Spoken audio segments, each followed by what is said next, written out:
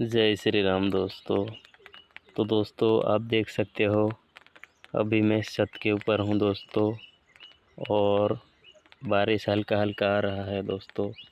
और मैं छाता लेके खड़ा हूँ, आप देख सकते हो, है ना। और ये हमारा आसपास का माहौल है, कुछ बारिश की वजह से कुछ ऐसा हो गया है दोस्तों। और ये है मेरी कटहल, यानी मैंने कटहल का पौधा लगाया था 2 साल पहले, और आप देख सकते हो इतना बड़ा हो गया है। और वो है जामफल और नींबू रामफल वगैरह, है ना।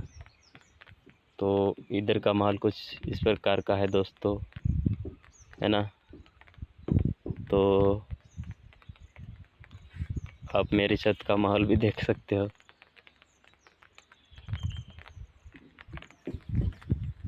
तो बस यही बताना था। मिलते हैं नेक्स्ट वीडियो में। Bye bye.